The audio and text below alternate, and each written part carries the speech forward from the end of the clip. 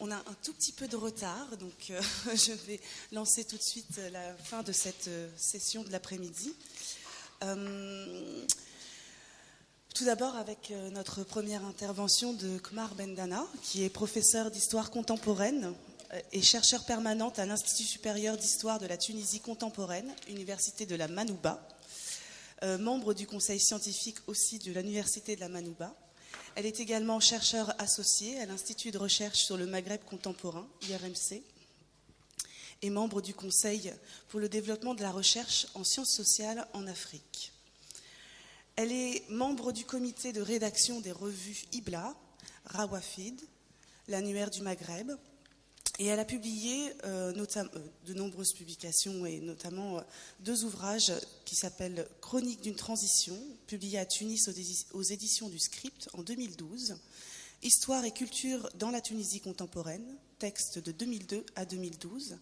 Et aujourd'hui, Kmar se propose de nous présenter les périodiques tunisiens de 1870 à 1920, écran et brassage. Donc je pense qu'il va encore être question de circulation. Je te laisse la parole, Kmar, pour 20 minutes. Merci beaucoup. Merci aussi aux organisatrices de m'avoir obligée à retourner d'abord aux revues sur lesquelles je travaille par à coup, comme je disais tout à l'heure à Florence. Par à coup, un peu, pas vraiment à saute-mouton, parce que chaque fois, ça me sert, vous allez voir comment, à peaufiner un peu mes hypothèses de travail sur la vie intellectuelle et la vie culturelle tunisienne. Donc, mais surtout d'être revenu à une période antérieure à celle qui m'est un peu plus familière pour les revues. Quand j'ai accepté au début, je pensais revenir aux années 30, et à un moment où, et j'ai appris que c'était quand même quelque chose d'assez partagé ailleurs, quand les revues deviennent très nombreuses, très riches, très diversifiées, et on observe la même chose en Tunisie. À partir des années 30, il y a une diversification et un enrichissement de la palette assez remarquable. Mais non, vous m'avez obligé à revenir avant, à travailler un petit peu, mais je ne regrette pas, parce qu'au fond, ça me permet de travailler de façon plus utile, encore une fois, dans ces pointillés, parce que, voilà, une de mes hypothèses de travail général, si je ne travaille pas tout le temps sur les revues, c'est que l'arrivée officielle, je dis bien officielle, du périodique en Tunisie, vers le milieu du XIXe siècle, donc cette arrivée officielle et cette imposition de l'imprimerie par le haut, si je puis dire, sont une des clés de lecture des transformations culturelles et politiques en Tunisie. Alors j'ai titré mon intervention Écran et passage dans les périodiques tunisiens 1870-1920. Je pourrais dire qu'en 1860-70, il y a toute une série de transformations politiques pour lesquelles la Tunisie est maintenant assez célèbre dans le monde, depuis le printemps arabe, mais qu'elle est auteure de la première constitution du monde arabe, comme on dit, et effectivement, elle a été faite en 1861. C'est aussi 1860 et l'année de la parution du premier journal officiel en Tunisie, et c'est aussi voilà. Donc il y a toute une série comme ça d'innovations politiques, enfin de transformations politiques au tout début donc de cette fourche chronologique. Et 1920, quand on passe en 1920, c'est aussi la naissance du premier parti politique, je ne dirais pas du monde arabe, parce qu'il a été légèrement devancé par le parti Wafd égyptien, mais c'est la naissance du parti constitutionnaliste qui s'appelle le Destour. On sait aussi que peu après la naissance de ce premier parti en tant que tel, le syndicalisme tunisien aussi va naître, mais je dis bien un syndicalisme tunisien avec des Tunisiens qui s'opposent précisément à la transplantation ou à l'importation d'un syndicalisme français en Tunisie. Il y a aussi de grandes réformes au niveau de la justice en 1921, etc. Et même la naissance de la première fédération du Parti communiste français en Tunisie, ce qui va donner 15 ans plus tard la naissance du Parti communiste tunisien. Alors, toutes ces... vous voyez que dans une situation précoloniale, puisqu'on veut... je suis contente qu'on puisse aussi un peu croiser les deux histoires, à la fois l'histoire politique et l'histoire culturelle. Donc au début, on est dans une situation précoloniale, mais aussi dans un processus de réforme de l'État et de son fonctionnement, beaucoup. Et que quand on arrive dans le contexte colonial, toute cette dynamique, si vous voulez, va un peu converger vers tout un travail en tout cas de formulation anticoloniale et nationaliste, pour tout dire.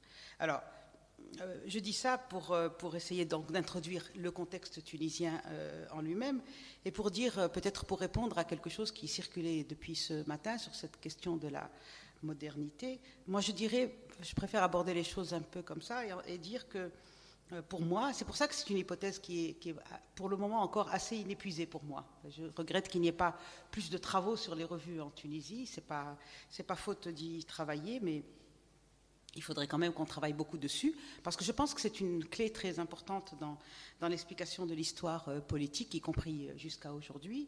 Et il me semble que c'est la technologie. Quelqu'un l'a dit ce matin à propos, je crois que le monsieur qui a parlé de Corée a dit des choses qui résonnaient beaucoup dans ma tête, et que pour moi, cette technologie de l'imprimerie, parce que c'en est une au XIXe siècle, a entraîné une modernisation des pratiques, plutôt que modernité, qui est pour moi à la fois un terme générique, je dirais presque un terme de propagande, en tout cas dans la littérature arabe, nationaliste, etc. Je veux dire, c'est un mot un peu passe-partout, un mot dans lequel on peut mettre... En tout cas, c'est un mot d'acteur. Enfin, c'est un mot d'acteur en situation, évidemment, parce qu'il y a toujours, dans tous les contextes politiques, la querelle des anciens et des modernes, ça a toujours existé, et y compris aujourd'hui en Tunisie, en 2017, il y a une querelle des anciens et des modernes.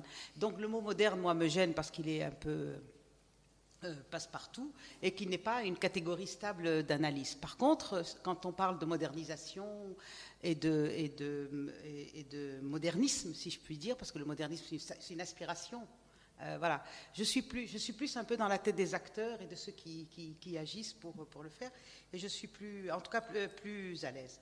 Alors cette idée que l'imprimerie et tout ce qu'elle entraîne, toutes les transformations qu'elle entraîne, on s'est intéressé, toujours pour l'histoire tunisienne, mais j'ai entendu beaucoup d'échos ce matin à ce que je dis aussi pour la Tunisie, donc je vais vite, qu'il y a une complexité technologique des transformations, c'est-à-dire que les transformations ne sont jamais linéaires, on le sait tous, qu'il y a à la fois des feuilletages, des croisements, mais surtout des décalages. Et aujourd'hui, je vais un peu privilégier les décalages, parce que vous allez comprendre pourquoi. Un peu à cause de la question de la langue, du paysage linguistique, que l'imprimerie change, en tout cas en Tunisie, et parce que aussi il y a des rythmes et des potentialités qui ne sont pas tout à fait les mêmes selon que l'on se trouve dans tel type de presse ou dans tel autre type de presse.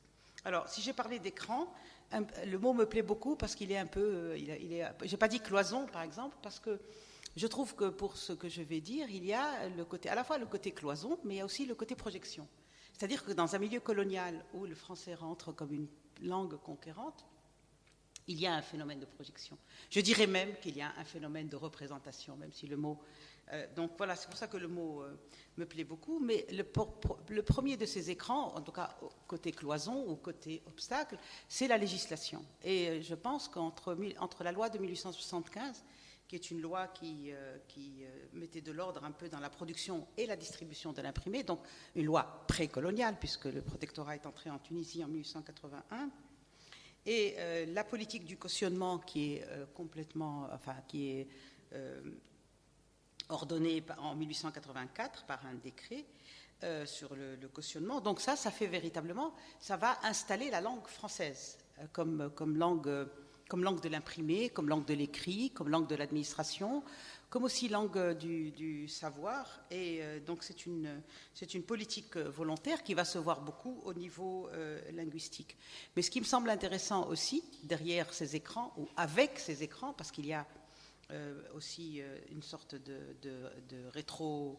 Oui, je dirais de rétroprojection, des passages ou même des brassages, mais encore une fois avec des temporalités différentes. Voilà. Donc, C'est un peu ça que je vais essayer de vous montrer, avec d'abord des observations sur le corpus sur lequel je vais travailler. J'ai le droit de parler jusqu'à quelle heure? Tu me dis l'heure ou tu m'arrêtes 5 minutes avant, s'il te plaît? Voilà. J'ai peur d'être trop longue. Alors, dans le corpus, on a déjà des chiffres qui sont eux-mêmes très parlants.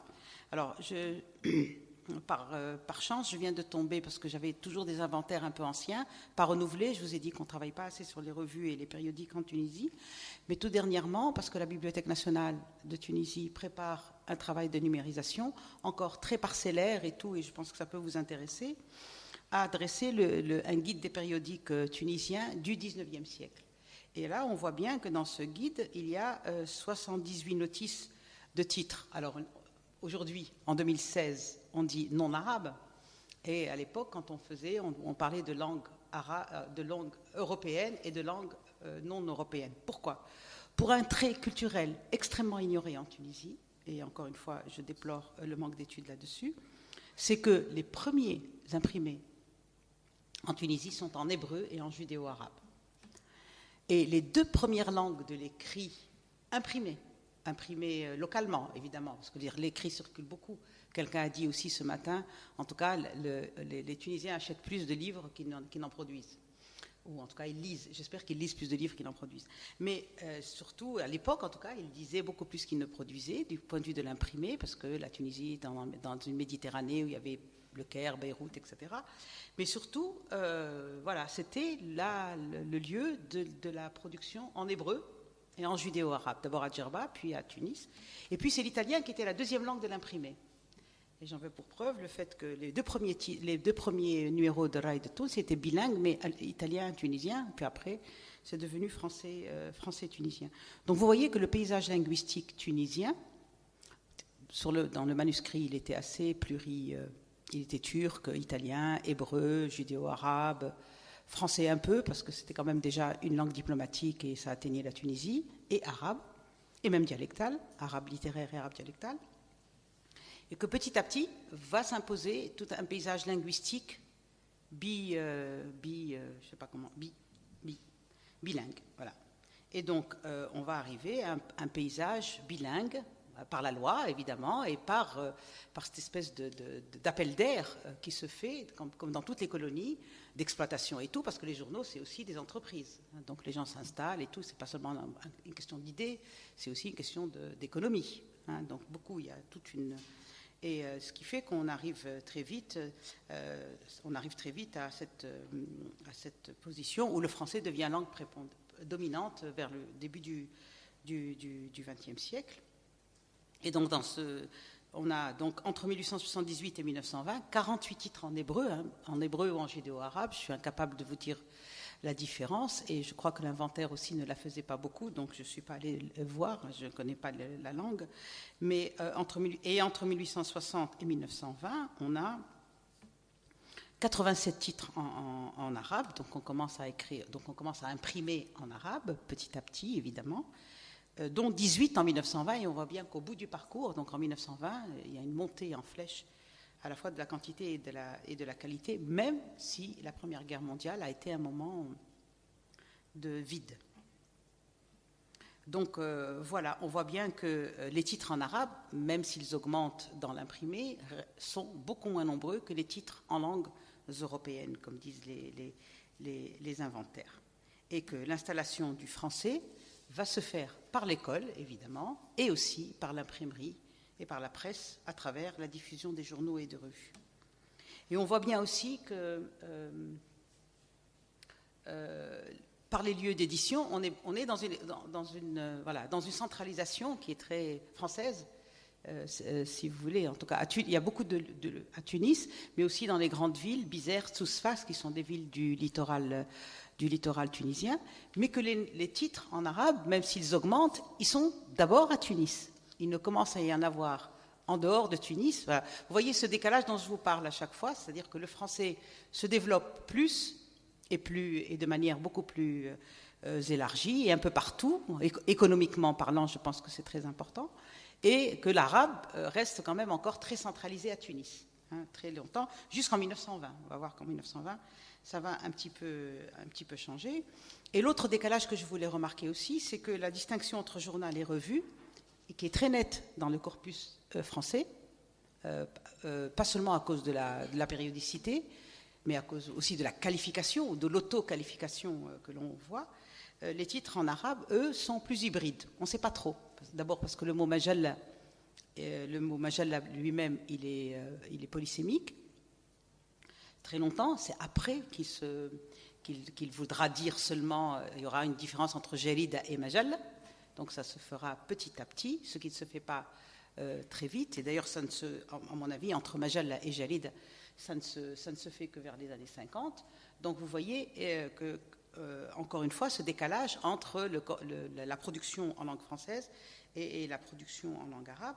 Et puis, donc, dans cette hybridation, on voit bien qu'il y a d'abord le phénomène. Alors, dans ce qui est plus journal, mais encore une fois, la périodicité ne permet pas toujours de faire la différence. Vous avez ce qu'on appelle, enfin, l'équivalent des almanachs, ce qu'on appelle le roznema ou at-taqwim, qui sont deux mots, l'un qui vient, à mon avis, du Mashrek et l'autre qui vient de Turquie. Alors, avec un mélange entre le côté éphéméride, le côté information économique, les publications de lois et de règlements, et puis des études géographiques, etc. Donc vraiment un mélange, hein, des contenus qui sont très mélangés. Et petit à petit, il commence à y avoir des journaux un peu politiques, enfin, qui se disent comme tels, parce que ce n'est plus comme pour le journal officiel ou comme pour Taqwim ou Roznema, une publication des lois et des règlements. On commence à passer à des journaux qui se disent, eux, comme ce journal-là que j'ai pris en exemple, Jarida Siyasiya Adabiyya Tijariya, et vous voyez le mélange entre journal politique, culturel. Alors, Adabiyya, c'est un mot, il y a une faute, pardon.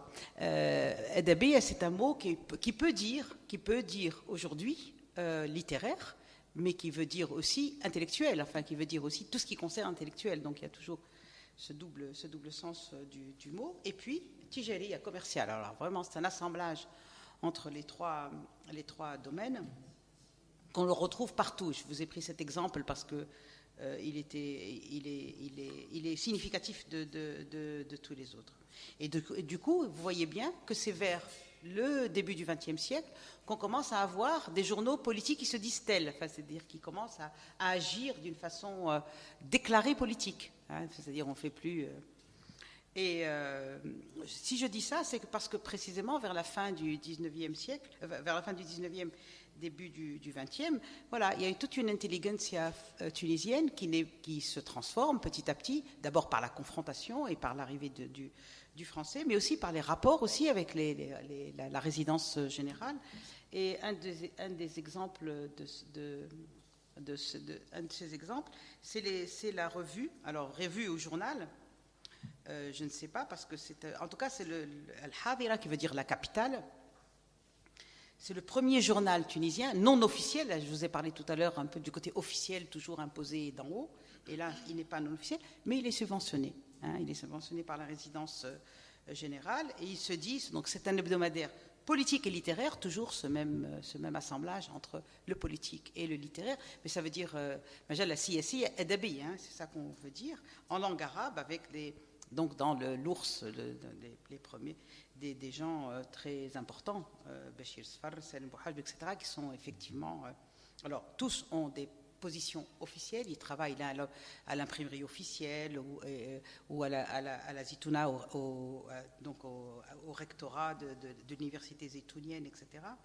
Et parmi les demandes exprimées par le journal, justement, la défense, c'est la défense des préceptes de l'islam, donc une sorte d'anticolonialisme doux, et en plus qui réclame le respect de la religion des Tunisiens, mais aussi de dynamiser l'industrie tunisienne, etc., de renforcer les sciences. Donc voilà, en 1920, je vais aller plus vite. Et voilà, ce que je voulais dire, c'est qu'entre idées politiques, la satire devient une sorte de forme d'expression intermédiaire, en tout cas qui est très intéressante, et on le voit avec la floraison des journaux satiriques ou des revues satiriques avec des dessins, des caricatures. Là aussi, je suis incapable de répondre au type de questions qu'on a posées ce matin. D'abord, elles sont très peu signées en général, mais je vais regarder de plus près parce que c'est vrai qu'il faudrait voir. Et ce qui est intéressant, c'est que voilà, j'ai parlé tout à l'heure de décalage entre le français et l'arabe, et ça, pour le coup, le décalage, il est moins grand entre les revues satiriques en français et les revues satiriques en arabe. On a l'impression que la communication se fait plus vite, et qu'il y a une influence qui se font plus vite dans les dessins, dans les boutades, dans les... voilà, le va-nu-pied, on le connaît, le riche aussi, il a un turban quand il est tunisien, mais... Voilà, mais il a, ou une chéchia, mais sinon c'est le colon, et voilà, les types sont assez, ça circule très bien, et donc le décalage est beaucoup moins grand. Je ne resterai pas trop longtemps sur les revues satiriques, parce que je voudrais aller vers quelque chose qui me semble importante pour essayer d'expliquer, parce que je travaille en ce moment, enfin j'essaye de trouver s'il y a des revues d'art. Voilà, je pense que c'est une question qui vous intéresse, et en fait il y en a très peu en arabe. Et je me suis demandé pourquoi il va y avoir des choses qui remplacent ou qui ne prennent pas tout à fait la place. Alors il peut y avoir dans les parties culturelles de ces journaux dont je vous ai parlé, des articles sur des événements culturels, souvent la chanson, etc. Et pas seulement toujours la chanson qui vient du Mashrek, etc. Mais il peut y avoir aussi des choses sur les expositions de peinture, mais très peu, mais pas du tout, en tout cas dans l'état actuel des choses. Des revues sur l'art proprement parlé, sauf après dans les années 40-50, et encore, je ne peux citer de tête que des revues sur le cinéma, un peu, et en français d'ailleurs, pas tellement en arabe. Moi je trouve cette presse et ces revues, excusez-moi, je trouve qu'elle est sérieuse, quoi, un peu grave. C'est-à-dire, à part quand c'est dans les revues satiriques, comme si les revues satiriques voulaient un peu... contrebalancer ce sérieux, cette gravité, parce qu'on est quand même dans la lutte un peu anticoloniale, etc. On se pose un peu comme Tunisiens. Donc c'est en soi des postures revendicatives très sérieuses, très graves, très, très dramatiques.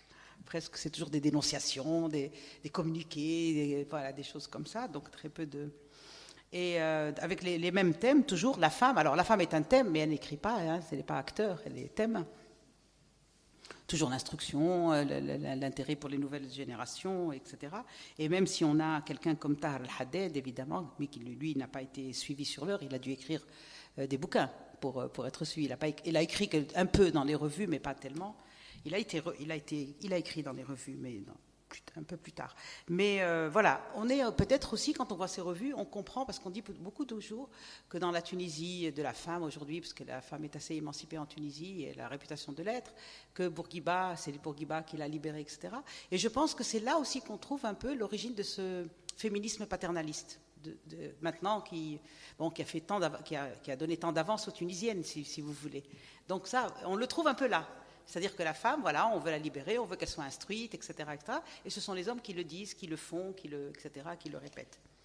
Deuxième thème aussi qui est très important, c'est l'apparition un peu des us et coutumes, c'est-à-dire la mise en valeur des us et coutumes, c'est les spécificités régionales, etc. Et c'est là aussi qu'on voit apparaître dans ces revues-là à la fois des petits romans sociologiques et même le genre de la nouvelle. Hein, c'est court, ça va vite. C'est là que les Tunisiens commencent à écrire des nouvelles, hein, dans ces revues. Avant, on n'écrivait pas tellement de nouvelles.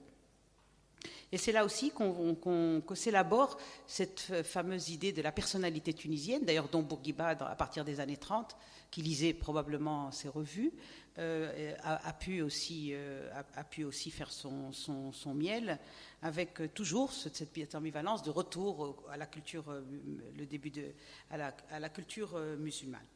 Sur le plan, ça c'était sur le plan des thèmes, hein, mais sur le plan des formes aussi, je me suis demandé comment ces revues pouvaient apporter. Et en fait, on le voit dans les titulatures. Je vous ai parlé tout à l'heure de ces sous-titres qui sont avec le mot adab, etc.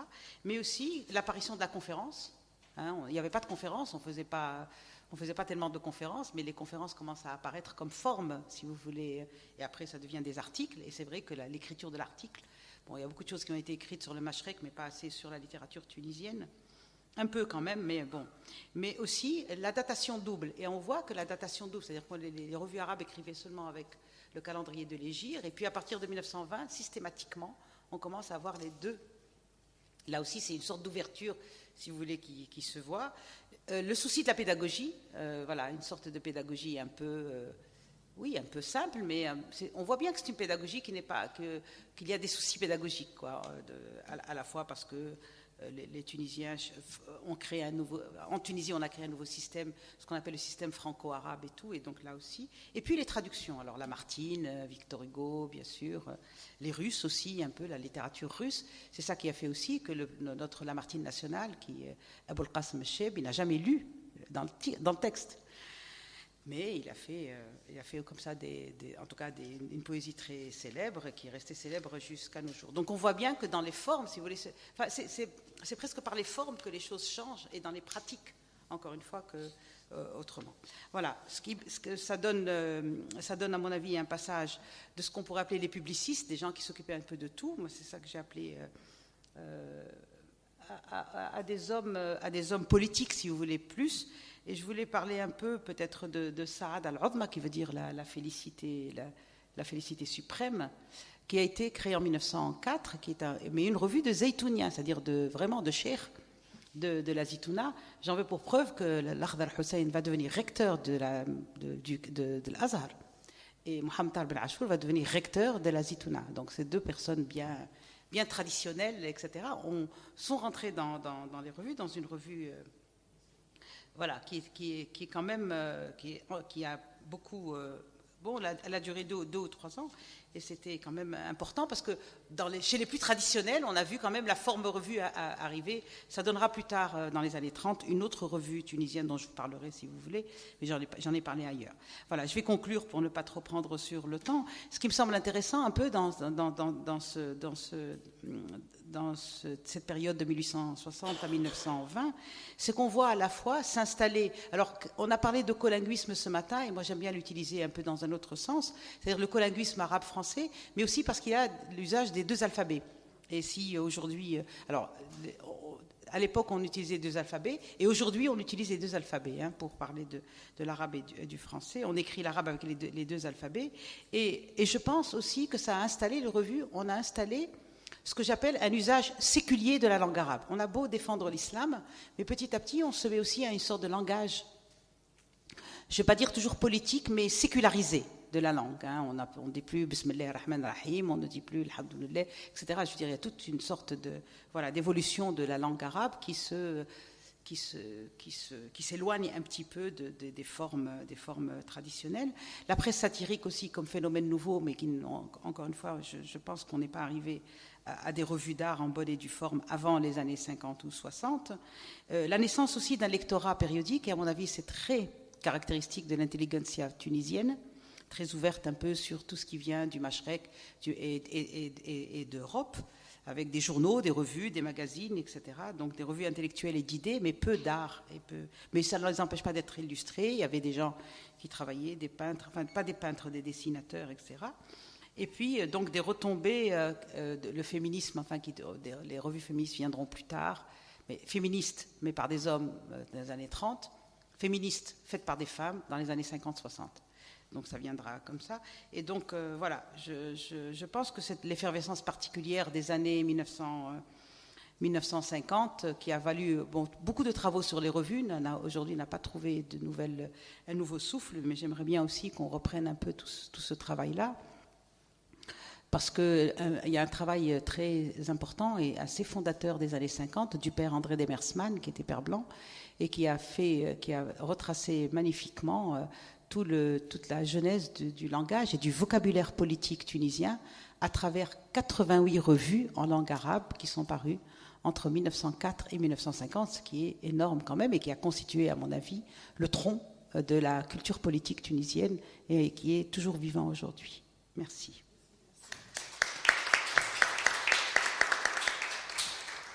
Merci beaucoup, Kmar.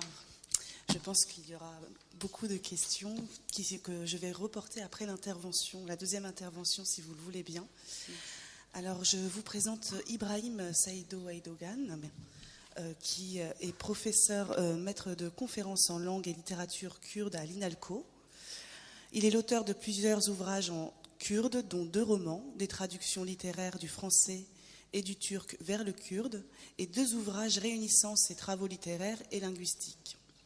Politiquement très actif, il est parallèlement le porte-parole en France du Congrès démocratique des peuples, plateforme démocratique qui regroupe les associations et mouvements issus de la Turquie autour d'un programme pacifique de la paix au Moyen-Orient, notamment en Turquie et au Kurdistan, sur le principe de l'égalité, de la liberté et de la tolérance.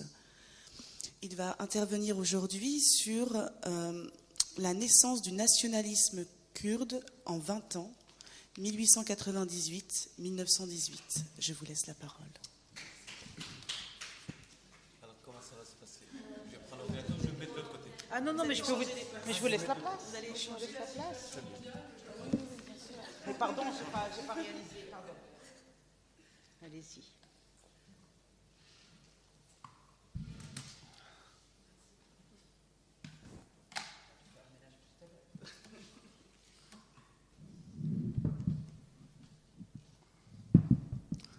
Alors, je remercie donc les organisateurs de cette journée. Je m'excuse encore de ne pas avoir été présent dans la matinée parce que si vous suivez un peu l'actualité, on est surchargé avec ce qui se passe en ce moment en Turquie. C'est pour ça qu'en même temps, on s'occupe des affaires politiques et on essaie de continuer aussi la recherche pour ne pas trop s'en éloigner. Alors, la question du nationalisme, ce n'est pas un but pour nous. Donc, c'est chercher à comprendre ce qui s'est passé il y a un peu plus d'un siècle pour essayer de répondre à des questions qui se posent aujourd'hui, notamment avec ce qui se passe au Moyen-Orient, la question syrienne, qui est donc issue de l'Empire ottoman. On va essayer de comprendre quelles étaient les propositions des intellectuels de l'époque, comment ce mouvement intellectuel a pu voir le jour et quel mode d'expression ils ont utilisé. Et dans tout ça, on verra que le journalisme était un atout très important. Comme une arme, ils s'en servaient. Et voyons comment ils sont arrivés à leur fin. Alors, je vais essayer donc de parler de la période de 1898 parce que c'est l'année où le premier journal kurde a été édité au Caire, en Égypte, qui était, donc je ne m'arrêterai pas tellement sur le contexte historique, parce que l'Égypte, à cette époque-là, était plutôt sous l'influence britannique, suite à des soulèvements de Mehmed Ali Pacha, qui était le préfet de la région à l'époque, qui a voulu marcher sur Istanbul, mais les Britanniques en ont profité en créant un accord entre eux et les Ottomans, et du coup, ils ont gardé une certaine autonomie. C'est pour cela que l'Égypte était la terre où était bienvenue toute la force d'opposition à Istanbul. Je commencerai par une notion que j'appelle la kurdicité éclairée. Alors, je tire cette notion de Hawar, c'est une des premières grandes revues linguistico-littéraires qui a été publiée à Damas, toujours en exil, parce que l'exil va être donc un terme important qu'on utilisera au long de ce travail. Donc, Jeladet Bedr Khan, un petit-fils d'un seigneur kurde qui s'était révolté contre l'Empire ottoman en 1840, s'est retrouvé à Damas et il publiait une revue littéraire dans laquelle il dit ceci: si Hawar, donc Hawar c'était sa revue, si Hawar a posé les fonds de notre langue, Khani avait créé son âme, car la kurdicité éclairée commence avec Khani. Donc, après avoir lu cette interprétation de Khani, j'ai essayé de voir en quoi Khani pouvait être le père de la kurdicité éclairée. Et c'est cette kurdicité éclairée qu'on appellera le nationalisme. Ce n'est pas le nationalisme à la Marine Le Pen qu'on voit aujourd'hui en France. Donc c'est un nationalisme à part au sein d'un empire où n'est pas reconnu du tout un peuple. Donc ce peuple cherche à se faire comprendre, à se faire reconnaître. Donc c'est ça qu'on appelle le nationalisme. Alors, qui était Khani? Khani, en 1651, il était né, donc jusqu'à 1706. Évidemment, c'est l'ancien calendrier. On a toujours des problèmes d'adaptation, vous savez. Mémézine, c'est son grand ouvrage qui a été écrit, comme c'est marqué dans le livre, en 1695. Mais je précise que ce livre n'a jamais été publié jusqu'en 1919 et on verra qu'en fait, c'est ce mouvement d'intellectuels qui a réussi à le publier pour la première fois. Et pourquoi ce livre est si important, on en parlera aussi. Alors, dans ce livre, c'est un roman en vers, c'est anciennement Mesnewi, qui servait à raconter des histoires longues au Moyen-Orient. jusqu'à l'apparition de la prose qui était arrivée plutôt vers la fin du XIXe siècle sous l'influence de la littérature française, comme c'était le cas pour le russe aussi, pour ceux qui le savent. Donc un roman en vers basé sur une légende populaire dans laquelle est racontée l'histoire de l'amour impossible et tragique de Mem et Zin, Zin qui est la fille. Donc il se rencontre normalement dans la légende populaire dans un rêve suite à un jeu comment on appelle, des vierges qui s'amusent avec les hommes et donc qui voient le plus bel homme et puis la plus belle fille. Elles essaient de voir si ils vont avec, s'ils vont ensemble. Un jour, lorsqu'ils sont endormis, ils mettent le lit de Zin dans la chambre de même pour essayer de le comparer si leurs images collent. Évidemment, Ahmed Khane, lorsqu'il a essayé de reprendre cette légende populaire, il a effacé complètement toutes ces notions surréalistes et il a essayé de créer une histoire, comme disait Victor Hugo, raconter une vérité dans une fable intéressante. Et cette fable intéressante pour lui, c'était le fils de Diwan, ça veut dire de conseil de l'émir de Kurdistan, qui est même tombe amoureux de la sœur de l'émir et évidemment leur histoire va finir dans la tragédie comme Roméo et Juliette. D'ailleurs, on la compare souvent cette histoire à celle de Roméo et Juliette pour montrer que c'est une histoire d'amour tragique. D'ailleurs, sinon on n'en parlerait pas aujourd'hui. Alors, l'importance du livre et de l'auteur. Dans ce livre, on observe, donc ce n'est pas qu'une histoire d'amour, parce que si c'était une histoire d'amour, il y en a 36 000 dans la culture kurde. L'importance de ce livre vient du fait qu'on observe des idées clairement nationalistes et en 1695, on montre comment, avant même la naissance du nationalisme comme idéologie, notamment en Orient, où l'appartenance religieuse est encore plus importante que les origines ethniques. Le but du livre est d'exposer les capacités linguistiques du kurde, parce qu'à l'époque, on se moquait des Kurdes en disant leur langue, ça vaut rien, et on n'arrive pas à raconter une histoire avec cette langue, elle ne peut pas servir dans les sciences ni dans la culture, comme c'est aujourd'hui actuellement. Il y a 3 ou 4 ans, le porte-parole du gouvernement turc à la télé, dans une émission en direct, il faisait sa main comme ça. Mais est-ce que le kurde est une langue de civilisation pour devenir une langue d'enseignement? Et donc, on voit qu'en fait, c'est une mentalité qui date d'il y a bien 4-5 siècles. Et d'exposer en même temps sa philosophie à travers la création littéraire. Parce que Ahmed Khane est souvent considéré comme un philosophe chez les Kurdes, même s'il ne l'est pas pour moi, mais c'est un bon littéraire, un bon penseur, un visionnaire, mais n'est pas un philosophe. On va voir en fait comment il a réussi à le faire. Donc un roman en vers qui raconte une histoire d'amour avec une vision politique et sociale, parce qu'il met en place une histoire d'amour et la rencontre est très intéressante parce que lorsque même Ezin, déguisé dans une fête de Newrouz, c'est la fête du Nouvel An des Kurdes, lorsqu'ils se rencontrent pour la première fois, même est déguisé en homme en fille et Zin est déguisé en homme. Donc lorsque même tombe amoureux de Zin, il la prend en fait pour un garçon. Et lorsque Zin tombe amoureuse de Mem, pour elle, Mem est une fille. Et c'est pour ça qu'il parle de ce qu'on appelle, en turc, je traduis, de l'amour noir. Ça veut dire en fait de l'amour impossible. On observe également donc l'effacement de la sexualité, l'effacement du genre dans l'amour pour trouver l'amour absolu. Et c'est un travail linguistique parce que, comme il l'exposera tout à l'heure, mais je passerai très rapidement, pour montrer que le kurde en tant que langue vaut quelque chose, pour nous aujourd'hui, surtout vaut plus que le turc. Et à l'époque, on le comparait souvent donc à l'arabe, au persan et au turc, mais pour moi, c'est mieux que le turc. Voilà. Et donc, il dit dans son livre, il commence par faire des observations générales avant de passer à son histoire, comme il était coutume à l'époque dans la littérature classique orientale, de faire de louanges aux dieux, de louanges aux prophètes, et puis s'il y en a un roi, mais Ahmed Khane donc casse les coutumes un petit peu.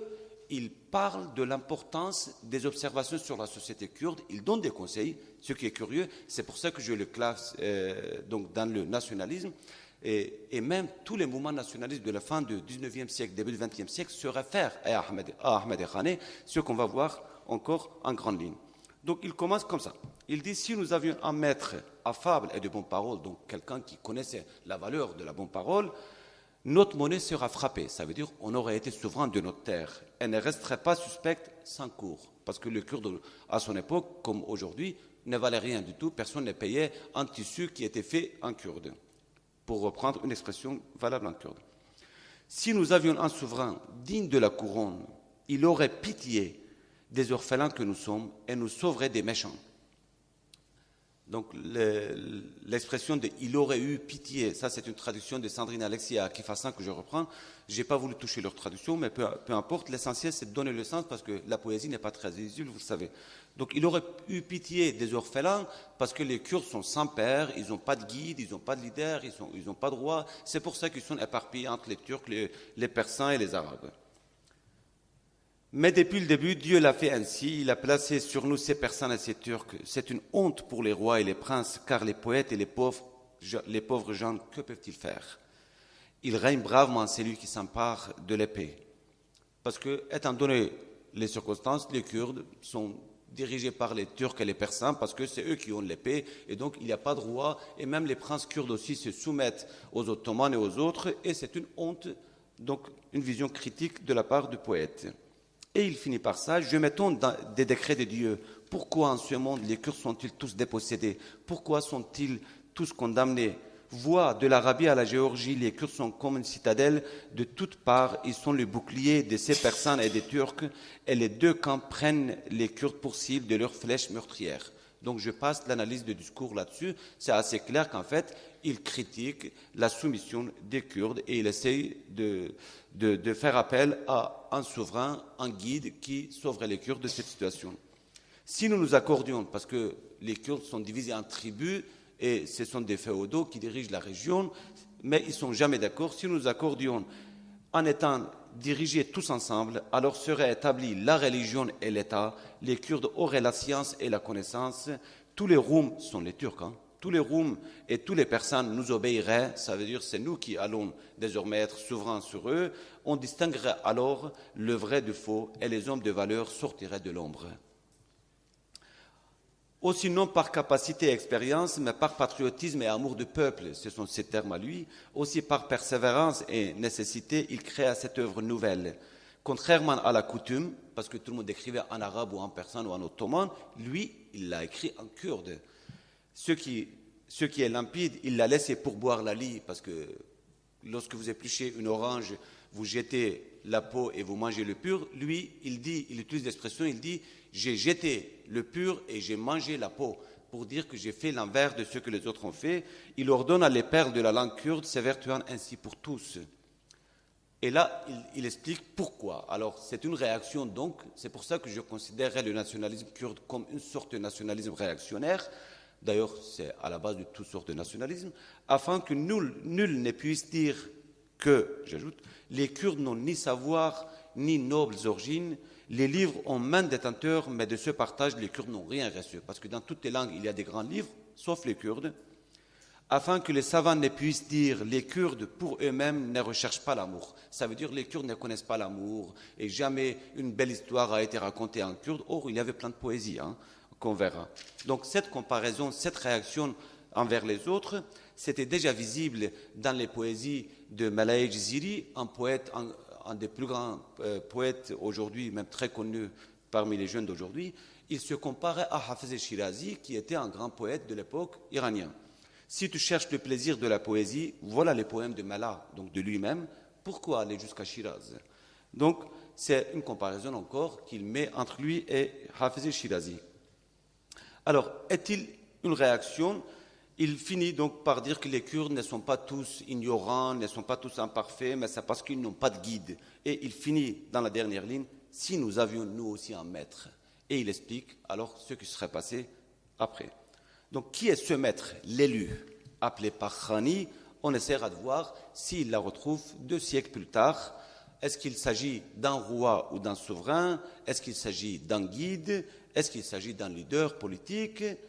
On le trouve donc en 1898, l'éditeur du premier journal kurde, Mirtat Mithat Badr Khan, encore le fils de l'émir Badr Khan qui s'était révolté contre les Ottomans en Égypte.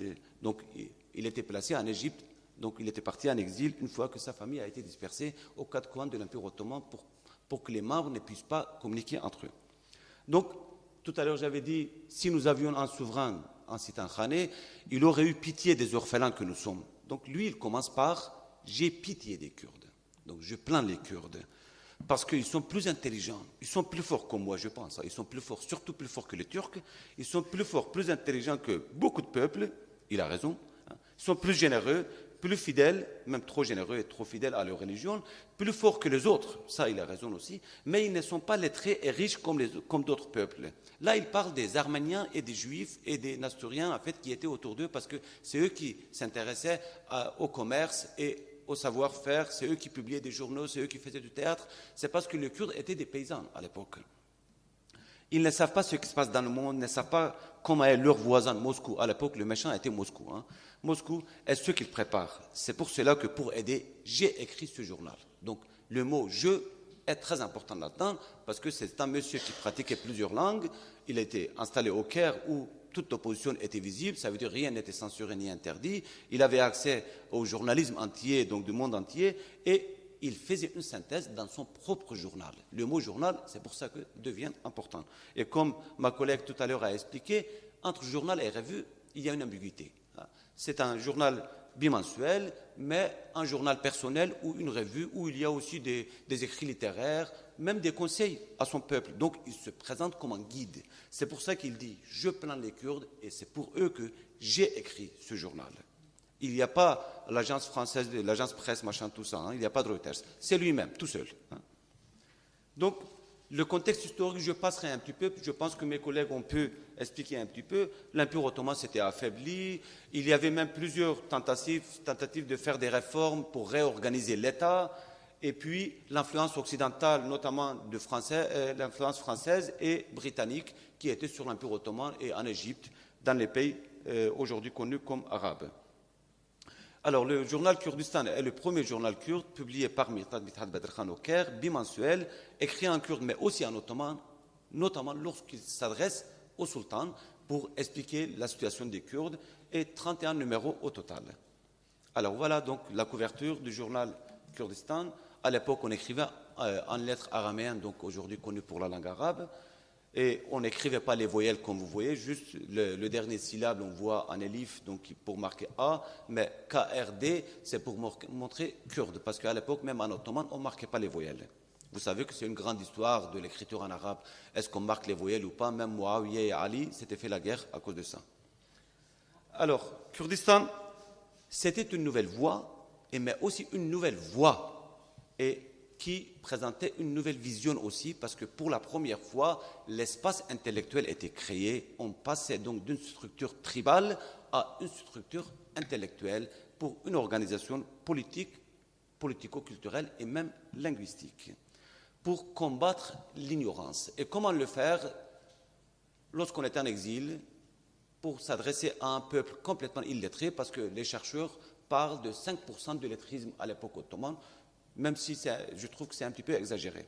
Alors, ils organisaient des lectures publiques. Les lettres des lecteurs publiées dans le numéro 2 ou 3, ça veut dire dès le premier numéro, indiquent qu'ils avaient reçu un exemplaire et qu'ils avaient réuni tous les Kurdes autour d'eux, à Damas même, à Diyarbakir et même à Istanbul. Et ils faisaient donc des lectures publiques et les gens comprenaient. Et comme ils voyaient qui l'avait préparé et quel était son nom, ils l'embrassaient et ils le mettaient sur leur tête. Vous savez qu'en fait, c'est uniquement pour des gens ou des choses qu'on respecte, qu'on considère comme saintes, qu'on embrasse et qu'on met sur la tête en Orient. Donc pour eux, c'était un texte coranique.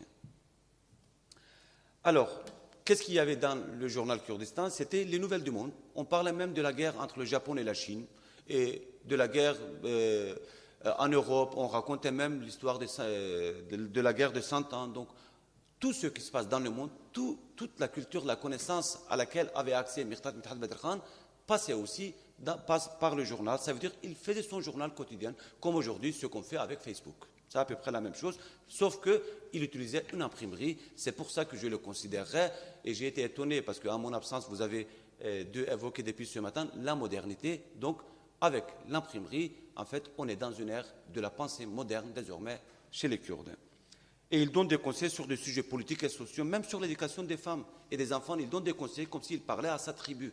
Donc pour lui, selon les termes d'Anderson, de Benedict Anderson, on crée désormais un espace imaginaire national. Et donc c'est pour ça qu'à travers ce journal, on peut voir sur les idées de Khani les prémices d'un premier mouvement intellectuelle, mais aussi nationale. Et dans le deuxième numéro, il parle de Khani, il dit que si Dieu le permet, Inch'Allah, il essaiera de publier le texte entier, mais on verra que plus tard, qu'il peut réussir, si ce n'est que dans le numéro suivant, il publiera à chaque fois un passage de ce livre.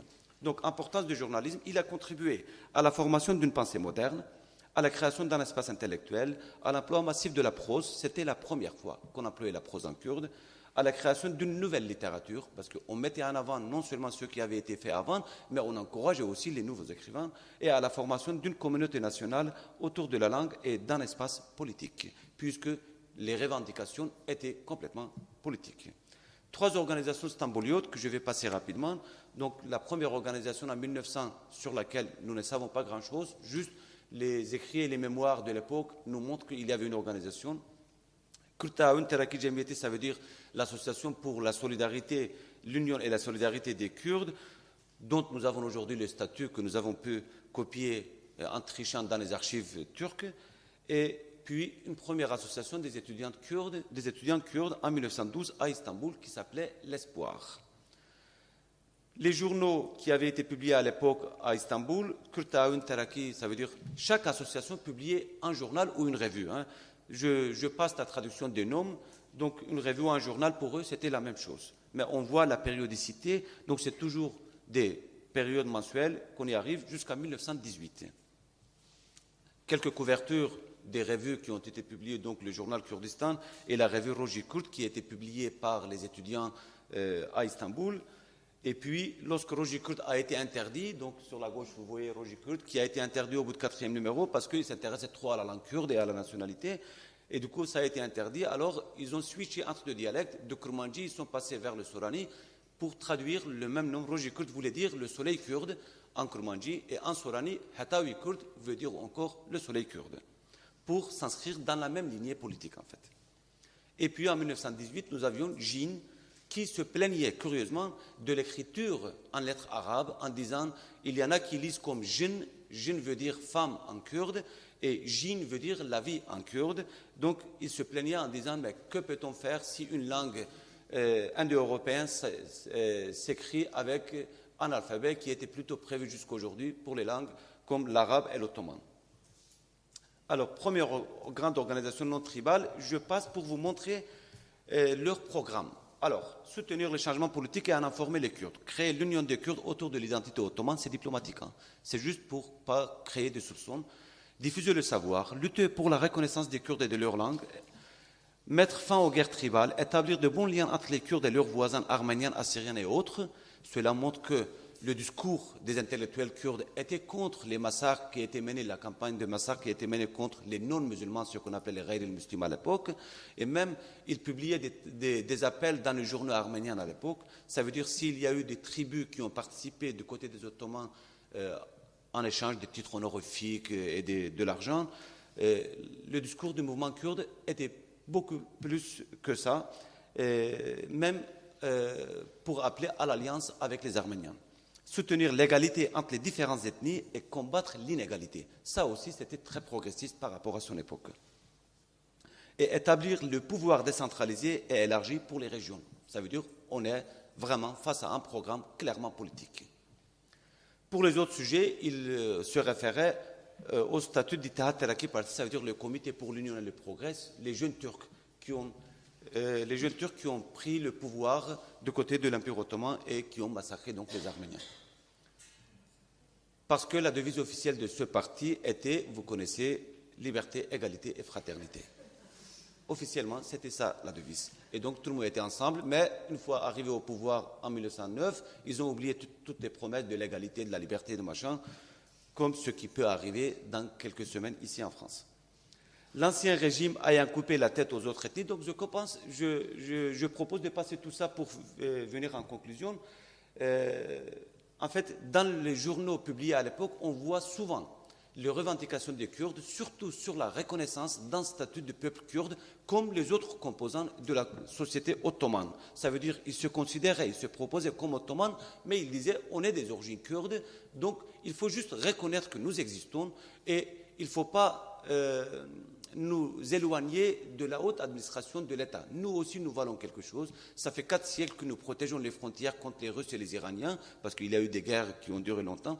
Donc pourquoi vous nous sous-estimez comme ça? Ça veut dire une reconnaissance identitaire du Kurde, mais leurs travaux et leurs préoccupations linguistiques ont dû inquiéter le pouvoir ottoman. C'est pour ça qu'à chaque fois, les revues et les journaux étaient complètement interdits et le mouvement était démantelé.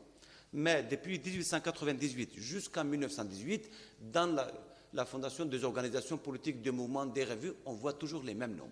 L'éditeur du premier journal kurde va apparaître même dans le dernier journal. Et je passe tout ça, donc ils ont un projet politique. Et pour siéger dans le comité central des organisations, il fallait absolument impérativement parler le kurde. Ça veut dire qu'il y a vraiment une position identitaire là-dedans. Et il n'y a pas de nation avec une demi-langue, je passe. L'idée affichée n'est pas forcément celle envisagée.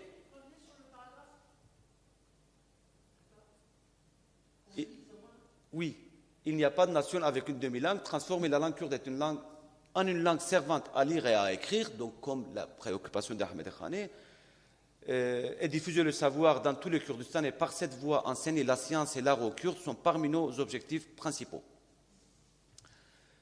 L'idée affichée, évidemment, n'est pas celle envisagée, parce que dans un journal Drouchak, un journal arménien, en 1901, l'éditeur du journal Kurdistan, le premier journal, parce que dans les 5 premiers numéros, c'est son frère aîné qui dirige, et après, comme sous la pression ottomane, il est obligé de rentrer à Istanbul, c'est son petit frère qui reprend le journal, et il fait un appel dans un journal arménien, parce que le journal arménien était publié également aussi au pays. Donc il dit, j'ai souligné les mots pour vous attirer votre attention, le sultan qui va vous supprimer, qu'avez-vous fait pour défendre le Kurdistan? Désormais, œuvrez pour retrouver votre indépendance et les jours heureux que vous aviez jadis. Donc, on voit clairement une idée, et encore, pour les journaux et revues publiés à Istanbul, on parlait plutôt avec des symboles, des métaphores pour cacher l'idée principale. Ça veut dire une responsabilité envers la kurdicité, une mission de lutte, et puis pour contrer la gifle d'humiliation avec laquelle on frappe la kurdicité. Toute l'humiliation qu'on amène envers la nation kurde. Et donc, encore, l'éditeur du journal Kurdistan finit par « Si Dieu le permet, je vous sauverai alors de ces Turcs » dans le journal même du Kurdistan. Ça veut dire, à Istanbul, on avait un autre discours, au Caire, un autre. On est face à un double discours. Pour finir, donc, je passe tout ça. En 1918, nous sommes à la dernière organisation, donc en quelques lignes, je finis. Et les organisateurs de cette dernière association étaient également les fondateurs de la première organisation politique en 1908. Ça veut dire la période par laquelle est passée la Première Guerre mondiale et l'Empire s'était complètement affaibli. Désormais, on disait clairement les choses et l'objectif principal de Kurta Ali Cemiyeti est l'indépendance du Kurdistan. Et pourtant, c'est le même personnage. C'est même, sans parler de mouvement des femmes, ce qui est encore plus moderniste, si vous parlez de la modernité depuis ce matin, un statut de 32 articles que nous avons pu trouver, mais les 5 derniers articles sont complètement illisibles parce que c'était en manuscrit. L'article 2, produire des changements dans la vie familiale kurde, ça veut dire la redéfinition du rôle de la femme dans la société, aider financièrement les femmes pauvres leur retrouver de l'emploi, ce qui est curieux à l'époque ottomane, diffuser le savoir par des journaux, des livres et des tracts, donner des cours et des conférences sur les droits des femmes. C'est le mouvement féministe d'aujourd'hui, en fait. Et même les hommes se vantaient d'avoir un tel mouvement féministe de leur côté. Il ne serait pas exagéré de se vanter qu'une telle organisation kurde puisse voir le jour dans la communauté kurde. C'était le directeur du journal Jin qui affichait comme ça. Et il disait, quand est-ce que la question des femmes sera un problème? Je termine sur ça. Ce n'est que lorsque les femmes et les hommes ne sont pas au même niveau. Et moi, c'est de cette inégalité que j'aurais peur, disait Mendous Selim Bek en 1919. Il crée même une maison d'édition, c'est la fin. Ça veut dire la diffusion du savoir et la publication. Et les fondateurs, les dirigeants de cette maison d'édition sont encore les mêmes. Depuis 20 ans, on voit les mêmes personnages, les mêmes noms partout. Et le premier livre que cette maison d'édition publie est Même Asie. C'est le premier livre, voilà. Parce que tout est au service du peuple, surtout la presse, qui est le seul moyen de communication d'une population avec son élite en exil, qui deviennent son guide à la recherche d'une nation perdue. Voilà. Merci beaucoup.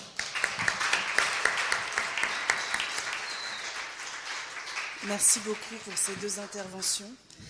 Je suis assez frappée par cet après-midi. J'ai raté la matinée. de la contemporanéité de nos propos de ce jour, alors que nous sommes sur une période bien éloignée dans le temps. Je vais laisser la parole à la salle pour ceux qui veulent poser des questions.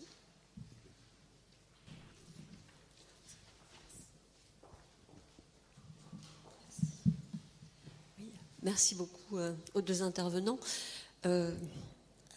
Excusez-moi, je n'ai pas mémorisé votre nom, le monsieur, donc il n'y en a qu'un.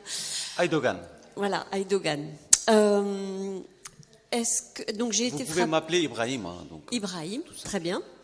J'ai été frappée par une des diapos, donc cet extrait de Khani, si j'ai bien compris, où il est question quand même donc que les Kurdes se débarrassent des Ottomans pour quand même aussi prendre leur place, c'est bien ça. Et donc vous avez appelé ça nationalisme éclairé. Dans quelle mesure le fait de se débarrasser d'un pouvoir pour le prendre aux dépens des autres, vous appelez ça éclairé? Et est-ce que c'est encore... Oui. Alors, en revanche, je n'ai pas vu ça dans les diapositives qui ont suivi, mais vous avez l'air de dire qu'il y a cette continuité jusqu'à aujourd'hui. Donc, est-ce que vous appelez ça encore du nationalisme éclairé? Oui. Ahmed Khani n'a pas créé le programme nationaliste, donc c'est parce qu'il mettait en avant l'identité kurde et il revendiquait, il faisait appel à un élu kurde pour créer un État kurde. Donc on parle d'un État-nation sans passer par ce qu'on appelle Ummah à l'époque, ça veut dire la communauté religieuse. C'est pour ça qu'en fait il est considéré comme éclairé, parce que c'est un visionnaire aussi qui met en cause la définition de l'amour et aussi de la société, sachant que dans son livre, il critique les féodaux. Les dirigeants féodaux, en fait, il est question désormais d'un État moderne. Et il parle même des Arméniens dans son livre, il dit qui aurait connu Aflaton, ça veut dire le Platon, donc c'est un monsieur qui s'intéressait à la culture et qui pensait qu'on pouvait donc vivre ensemble. C'est pour ça que les chercheurs ont toujours essayé de comparer la présence de deux personnages, donc avec deux genres différents. C'est pour ça que l'effacement du genre est important là-dedans. On dit qu'en fait, c'est la présence de plusieurs peuples qui vivent ensemble. C'est une interprétation à laquelle on peut adhérer ou pas, mais l'absence d'un amour classique d'un homme envers une femme ou d'une femme envers un homme est frappante dans cette histoire. Zin n'existe pas du tout. Et lorsque même se donne la mort dans la prison, dans le geôle, lorsqu'il est rejeté par le frère de Zin, il finit par une grève de la faim, ça veut dire il résiste pour réclamer son droit, il dit je n'ai rien fait de mal, je n'ai fait que aimer, et c'est pour ça que je suis rejeté en prison. Il se donne la mort par une grève de la faim, alors Zin aussi se suicide derrière. On est un petit peu à l'époque, même si le contexte n'est pas le même et l'histoire n'est pas la même, c'est Madame Bovary et aussi Roméo et Juliette, mais aussi Anna Karenina. Donc la femme qui se jette dans les mains d'une poisonne, enfin une sorte de poison qu'elle cache dans sa bague, et c'est pour ça qu'elle se donne la mort. On peut dire que si l'un n'existe pas, l'autre n'existe pas non plus. Et on crée un parallélisme entre les Kurdes et les Arméniens. Lorsque les Arméniens ont été massacrés, les intellectuels kurdes n'arrêtaient pas de faire appel aux tribus kurdes en disant ne participez pas à ça. Parce que si les Arméniens sont le petit-déj, vous allez être le dîner. Et ils savaient. Et c'est une expression souvent répétée chez les Kurdes et chez les Arméniens. Donc, on était face à une vision politique et sociale aussi pour redéfinir la carte ethnique de la région. Lorsqu'on parle, on ne parle pas des Arméniens. Or, à l'époque d'Ahmed Khani, la majorité, dans les villes aujourd'hui majoritairement habitées par les Kurdes, la majorité de la population était arménienne et nestorienne. Ces Nestoriens-là sont surtout, eux, tués ou massacrés par la tribu dont était issu le fondateur du premier journal kurde. Ça veut dire son père a participé du côté des Ottomans au massacre des Nestoriens, ça veut dire les non-musulmans. Et eux, ils donc revendiquent une autre vision des choses. Ça veut dire, même s'ils se réfèrent à Ahmed Khani, ils réclament un autre monde, une autre possibilité, une alternative qui était possible. Et cette alternative, ils essaient de trouver dans la symbolisation des personnages chez Ahmed Khani en disant qu'en fait, il ne s'agit pas de deux personnes ici. Il s'agit de deux parts différentes, de deux composants différents d'une union dans la même région. Et même Ahmed Khani, il dit ça veut dire j'essaie de raconter ce qui se passe dans mon cœur et je me sers comme prétexte de zin et même. À mon avis, ce bait, ça veut dire ces deux lignes étaient révélateurs pour dire que le but d'Ahmed Khani n'était pas de raconter une histoire d'amour. Mais il a bien caché son jeu et ça fait un peu plus d'un siècle que les chercheurs, les études de texte, essayent d'approfondir pour voir ce qui était vraiment caché derrière la création de ces personnages. Et on voit qu'Ahmed Khané n'était pas quelqu'un d'ordinaire, n'était pas comme les poètes de son époque. Donc, il ne serait pas étonnant qu'on arrive à d'autres révélations de son texte aussi. Voilà.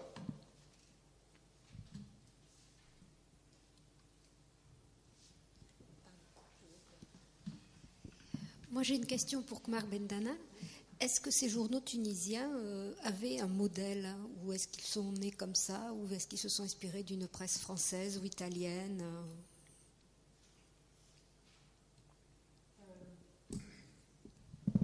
Je pense que les influences étaient doubles.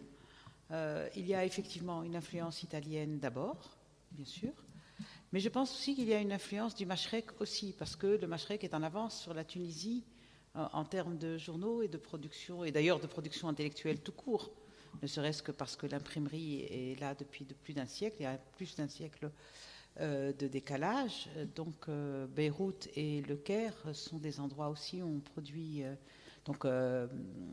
en Égypte, par exemple, le journal officiel est au moins à 50 ans d'avance, je crois, oui, etc. Donc, je pense que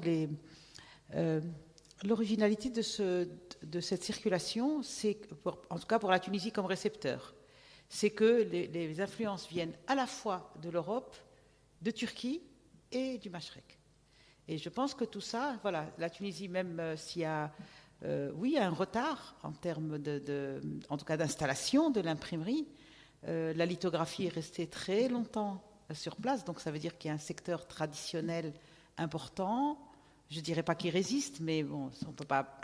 Mais voilà, il est là, il est bien installé. Et d'ailleurs, on le voit beaucoup dans les illustrations des journaux. Donc, cette culture locale traditionnelle du manuscrit reste assez longtemps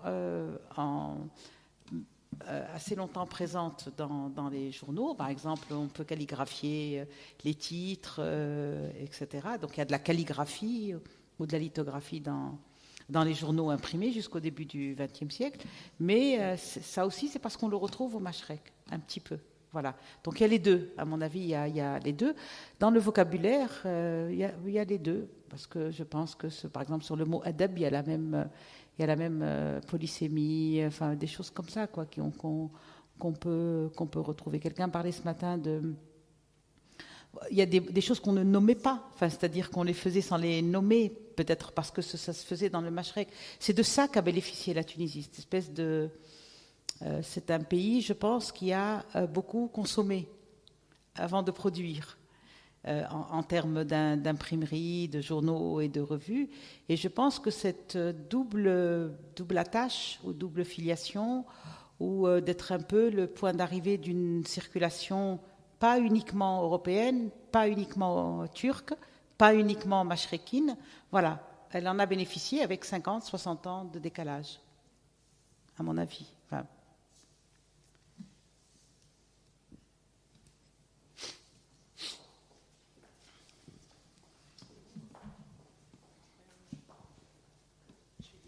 bonjour, bonsoir. J'ai deux questions pour chaque personne. Alors, non, je ne vais pas commencer par Ibrahim. C'est Kamar. Tout à l'heure, quand j'ai vu votre PowerPoint, il y avait marqué un journal qui s'appelle La Kaïna. Et en fait, je suis curieux si vous pouviez nous faire un petit topo sur ce journal, parce que c'était le prénom d'une berbère qui avait donc résisté à l'arrivée des Arabes et de l'islam. Donc pour savoir pourquoi ce journal s'appelle comme ça. Et pour Ibrahim, pour aller plus loin, j'ai assisté l'année dernière à une conférence sur Rojava fait par un habitant, un universitaire de là-bas. Et notamment, il y avait la question qui a été posée par l'Assemblée, la question nationale.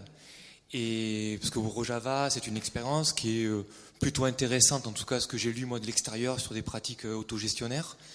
En revanche, cette personne m'avait dit que le côté indépendance ou autonomie ou création au Kurdistan, pour lui c'était un faux problème et que l'important c'était la pratique. Et qu'on soit en Syrie, qu'on soit dans un Kurdistan ou dans n'importe quel pays, l'important c'est ce qu'on fait sur le territoire. Donc ta position là-dessus. Et juste, c'était de l'humour tout à l'heure quand tu as dit je préfère le kurde à la langue arabe. Oh oui, bien évidemment. Ah d'accord. Quand même. Sinon c'est pas très éclairé sinon, comme nationalisme. Quand même, oui. Oui, je réponds sur la Kaïla. Merci de me donner l'occasion de remplir quelques trous, parce que j'étais trop vite. Alors, la Kaïna, c'est une revue qui a été publiée par ce qu'on appelle la Société des écrivains d'Afrique du Nord, donc une société francophone et d'écrivains francophones. Elle était dirigée par quelqu'un qui s'appelait Arthur Pellegrin, donc quelqu'un aussi de l'establishment colonial, quoi, quelqu'un qui voulait promouvoir. À un moment, on le retrouve beaucoup en Algérie, il y a beaucoup d'échos, mais en moins... Vous avez parlé de Pellegrin aussi? Non, mais c'est pas Arthur, c'est l'autre. Oui, mais bon. En Tunisie, c'est un Arthur Tous les Pellegrin. pèlerins, c'est énorme en Algérie. Oui, voilà.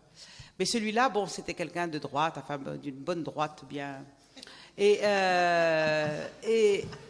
Et en même temps, bon, mais dans ces années-là, c'était assez remarquable parce que, à cause de tout le foisonnement et peut-être aussi à cause de la naissance d'un anticolonialisme de droite déjà. Donc, vous savez, cette colonie tunisienne, elle était moins compacte qu'on ne le croit, c'est-à-dire qu'elle était déjà très diversifiée. Moi, j'ai beaucoup pensé aux anarchistes de Tunisie en vous écoutant parce qu'il y a beaucoup de travaux là-dessus. Mais ce qui est important c'est que c'était la défense de la littérature d'Afrique du Nord. C'est-à-dire qu'il y avait une sorte de militance pour essayer ça a été fait chez Charlot, etc., d'une façon avec plus de brio et peut-être des auteurs beaucoup plus... En Tunisie, c'est resté plus provincial encore qu'Alger, si vous voulez.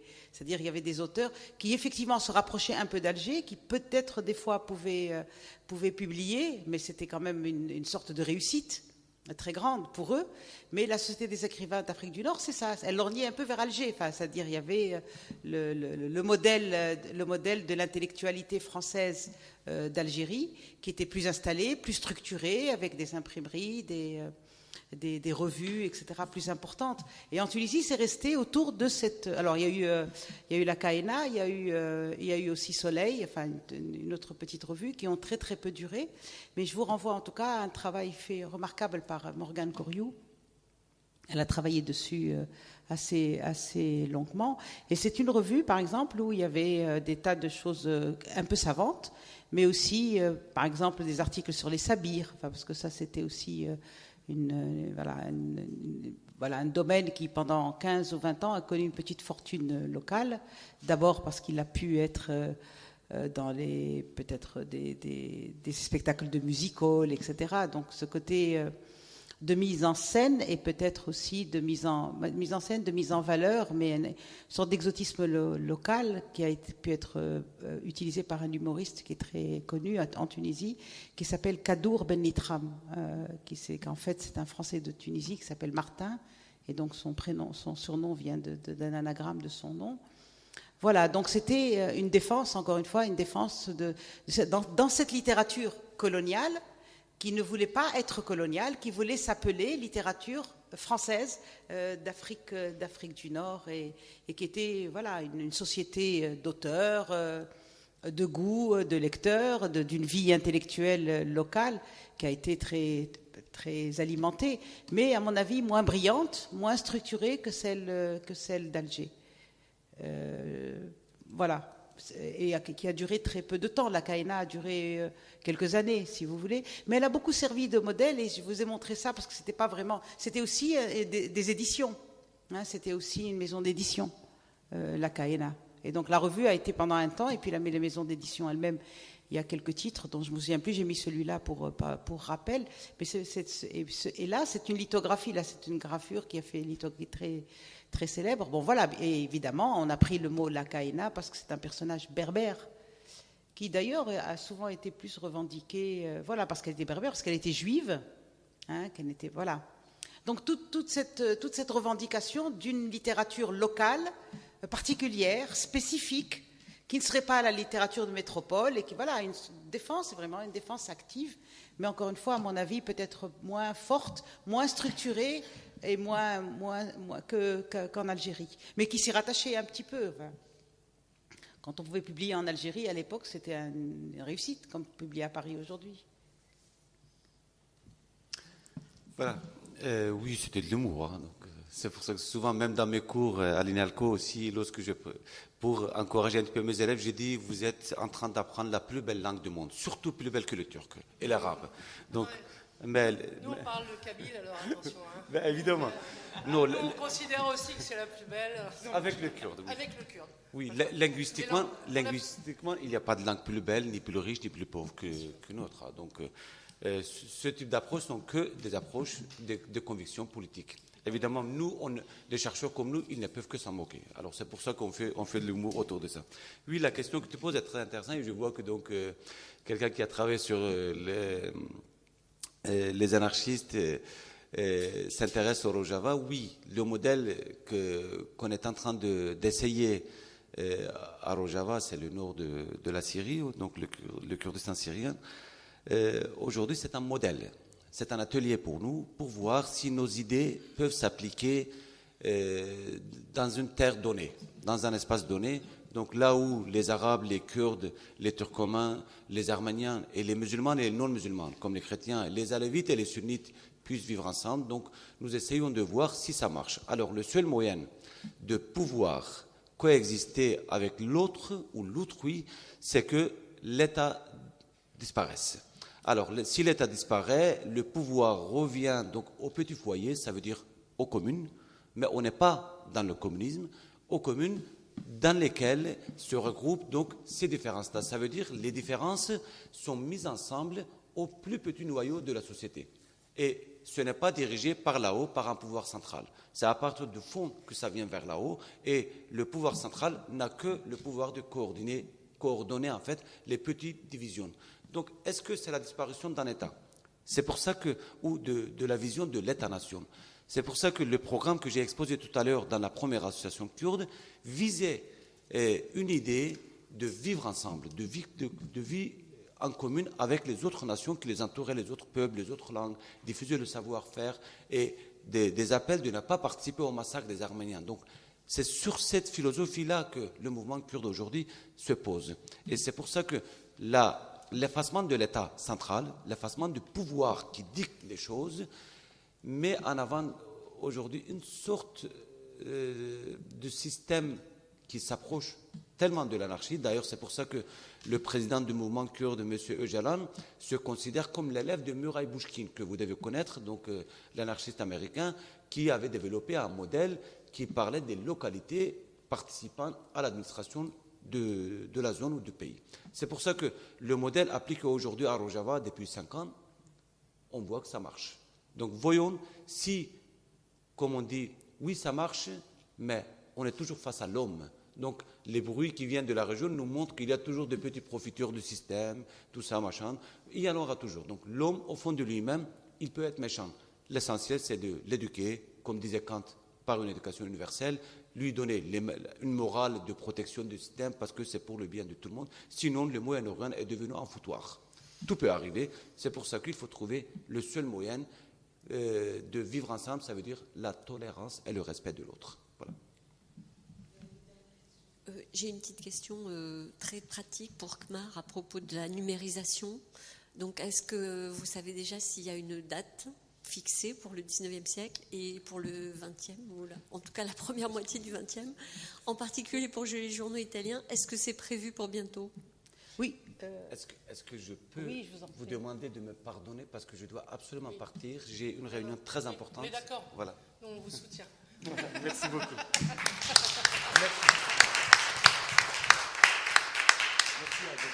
Merci. Et vive le féminisme kurde. Non, je vous remercie beaucoup d'avoir pris ce temps pour être avec nous cet après-midi. Voilà, continuons. Oui, la numérisation a commencé à la Bibliothèque nationale. Elle est encore embryonnaire, mais je sais aussi que dernièrement, c'est passé dans un projet national. Donc voilà, on a franchi. Et là, justement, j'ai travaillé sur ce petit corpus que je voulais utiliser. Et précisément, tout ce que je voulais utiliser n'était pas numérisé, mais ça va se faire dans les mois qui viennent, à mon avis. Je pense que on est en train de d'y penser et de mettre les crédits pour ça, parce que je ne sais pas si on a compris que moi je pense que les revues c'est une très grande richesse en Tunisie. Je n'arrête pas de le dire à la directrice de la Bibliothèque nationale, qui est tout à fait pour, mais qui maintenant vient à peine, à mon avis, de décrocher les crédits pour ça. Donc je pense que ça va se faire bientôt. Y compris pour le 20e. Y compris pour le 20e. Et moi, je plaide beaucoup aussi pour les revues en hébreu et en judéo-arabe, qui sont une richesse absolument fantastique et méconnue et peu utilisée. Et voilà, il faut quand même les sauver et travailler dessus.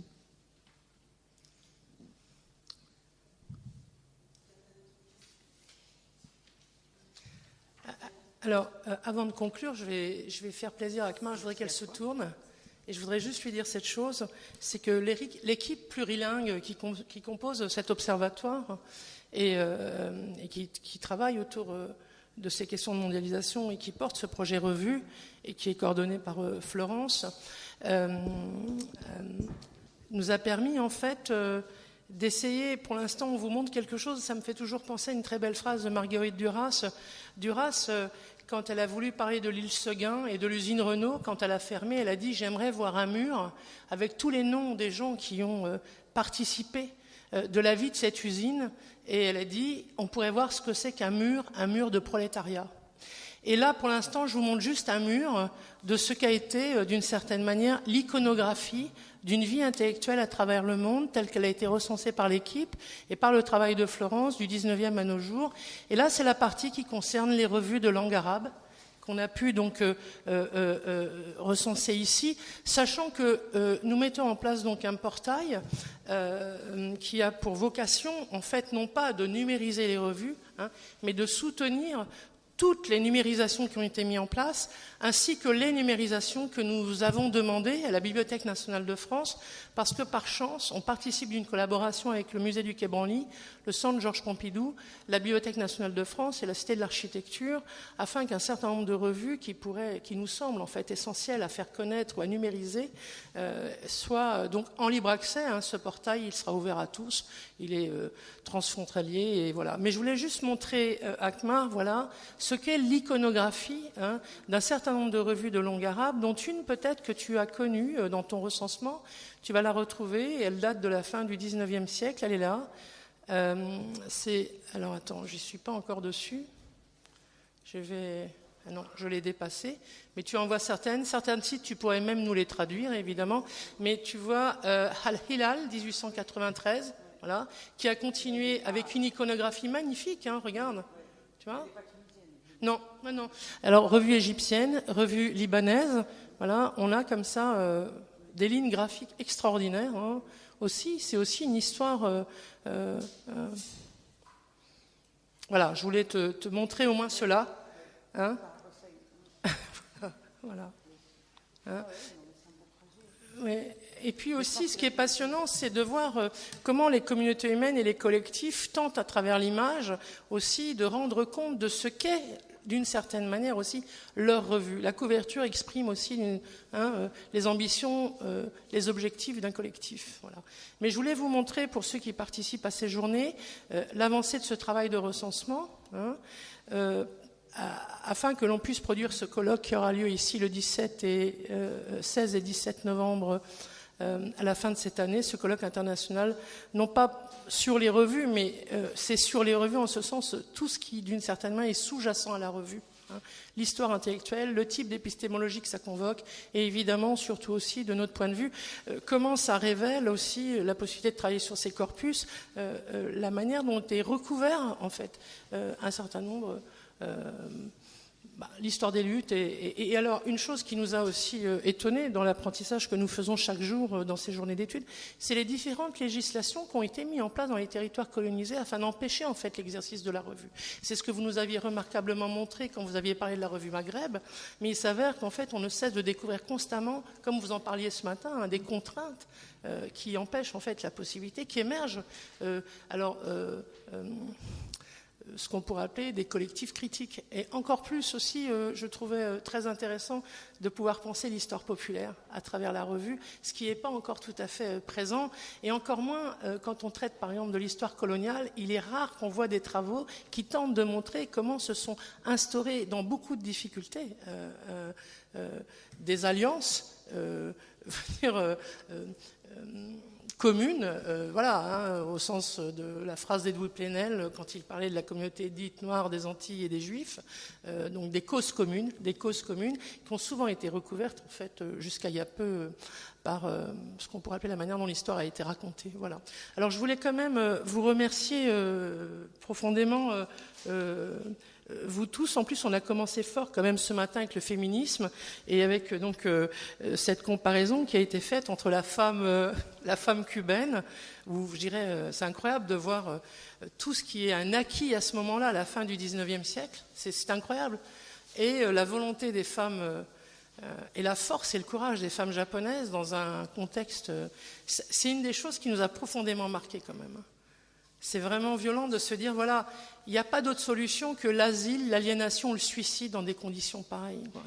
Voilà, je tenais à vous remercier. J'ai beaucoup apprécié aussi, il n'est pas là, donc Patrick Morus, bien sûr, parce que c'est tellement rare d'avoir affaire à quelqu'un qui en plus navigue dans les deux espaces, coréen du Nord et il a vraiment pointé cette question de la langue et comment aussi, disait-il, s'approprier la langue de celui qui te colonise à des fins de modernité, ce qui est une ambiguïté et il montre en fait l'état actuel. Je veux dire, on est parfois chaque jour alerté par l'idée qu'il pourrait y avoir à nouveau un conflit mondial dans cet endroit du monde en raison toujours de cette séparation de la Corée du Nord avec la Corée du Sud. Voilà. Lin In s'excuse d'être parti, mais pour ceux qui ne l'auraient pas su ou entendu, c'est quand même quelqu'un qui a travaillé avec Acheb Chinois. Vous voyez cette grande figure intellectuelle nigériane qui est le premier à avoir... on considère en fait dans les théories postcoloniales qu'il est le premier auteur africain à avoir traité de la condition en fait du colonisé à travers son livre de 1958 qui s'appelle En langue française, un monde s'effondre et qui a été publié pour la première fois en France aux alentours de 2013 aux éditions Actes Sud. Sincèrement, je conseille à tout le monde de lire ce livre de chinois. Il est fondamentalement saisissant. C'est un livre remarquable du point de vue littéraire, avant tout, et de la situation d'altération, en fait, ou la manière dont le colonialisme a profondément altéré et détruit des modalités politiques, sociales et culturelles sur une communauté donnée, mais c'est assez... Et cet homme est mort il y a très peu de temps. Mais je voulais la remercier, elle est partie, mais elle a fondé, en fait, elle est où, Florence? Elle s'est excusée auprès de vous, mais cette femme a un parcours extraordinaire dans le champ des études postcoloniales. Voilà. Et je tiens beaucoup à rappeler combien c'est important qu'elle soit venue juste pour cette journée. Elle est repartie dans son université du Kent, mais sachez que beaucoup de choses de ces ouvrages sont importants, même si aucun n'a été traduit. D'ailleurs, elle avait fait un énorme travail sur Francis Fredericks avant que le film soit adapté, le fameux c'était 50 Years a Slave, voilà. Mais en fait, elle a fait un travail très très fouillé, recherché sur cet auteur, voilà. Et alors, on va conclure par cet après-midi. Moi, j'ose pas dire grand-chose concernant les travaux de Philippe Bouba parce que je suis pas très objective avec la question algérienne. Donc voilà, dès que je plonge dans la question algérienne, je trouve que ce territoire, j'ai travaillé un certain nombre d'années à préparer une exposition sur la question de la captation territoriale et je trouve heureusement il y a énormément de documents et je trouve c'est d'une toxicité incroyable.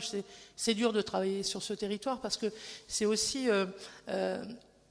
appréhender la France d'une manière qui est dure. Voilà. Et en même temps, je vous remercie vraiment d'avoir essayé d'apporter dans ce que j'avais essayé de faire aussi un peu avec cette exposition, mais qui est toujours très difficile, c'est de montrer qu'en fait le colonialisme, c'est pas juste une histoire de, ce gros schéma idiot qui consiste à penser que ce sont des gros propriétaires qui viennent là. Non. C'est vraiment, il faut user des individus pour faire fonctionner cette machine coloniale. Et en général, je me souviendrai tout le temps du travail qu'on a fait sur la révolution de 48 et le fait que le prix à payer pour ceux qui devaient la faire, on appelait ça les prolétaires pauvres de Paris, 1848, on leur a fait espérer de devenir propriétaires terriens en Algérie, ils sont morts par masse et ils venaient aussi ils venaient de Paris, quoi. Voilà. Et ce que je voulais juste dire vous concernant, c'est sur cette histoire populaire, et Isabelle, c'est une chose que je voulais... voilà.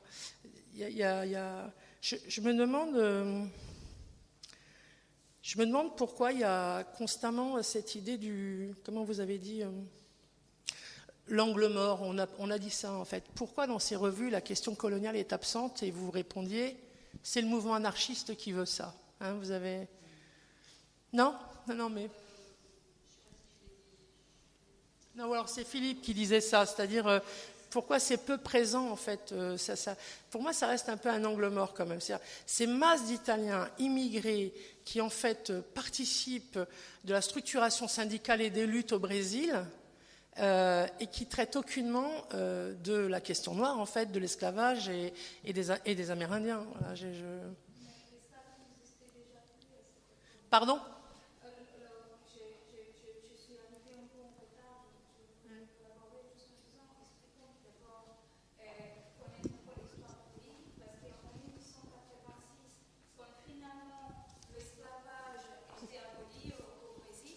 Les stratégies des nouveaux arrivants au Brésil, notamment des Italiens, les premiers arrivants, sont arrivés pour travailler, pour remplacer cette main-d'œuvre esclave. Eux-mêmes ont obtenu l'opportunité, parce que c'était une période d'expansion, de fonder leur propre ferme. Ils ont fait venir de l'Italie et de l'Europe des main-d'œuvre pour substituer cette main-d'œuvre esclave.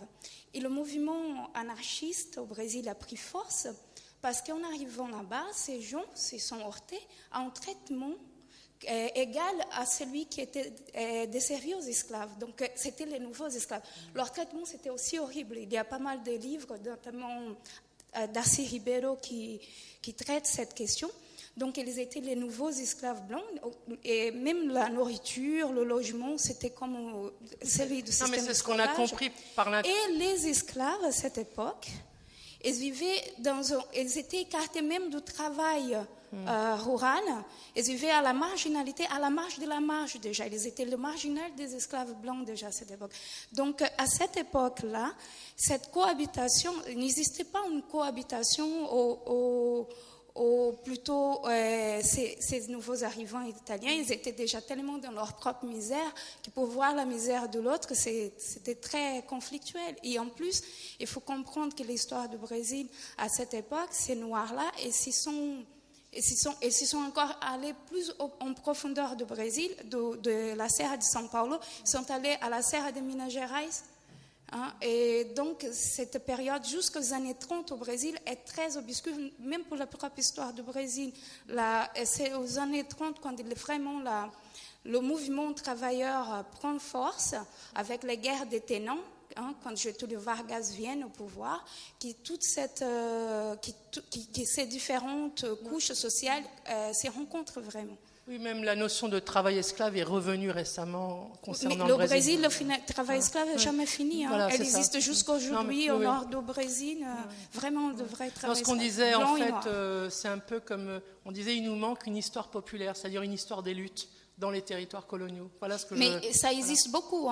Darcy Ribeiro, au Buarque de Holanda, il y a même publié en italien, Non, mais même nous, en France, il y a des fascicules comme ça, mais c'est vrai que on ne parvient pas à imposer des ouvrages de ce type-là, comme Howard Zinn s'est imposé aux États-Unis, par exemple. Peut-être parce qu'il n'a pas même pas l'intérêt de connaître cette Non, histoire. c'est pas vrai. Je dirais pas ça. Je pense que c'est peut-être une manière. C'est pas. Non, je dirais pas ça. C'est pas vrai parce que Howard Zinn, on l'a tous lu ici, donc il y a un intérêt, je pense, il y a un vrai intérêt pour les luttes et l'histoire des luttes.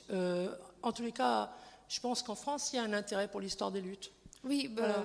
mais en fait, je voulais juste rajouter qu'en concernant l'Amérique latine, principalement au Brésil, comme il y a une histoire bien différente du restant de l'Amérique du Sud, Vous pensez qu'il y a pas chaque fois qu'il y a une rencontre pour débattre ça dans la maison Amérique latine. de l'Amérique latine, on parle des révolutions bolivariennes, voilà.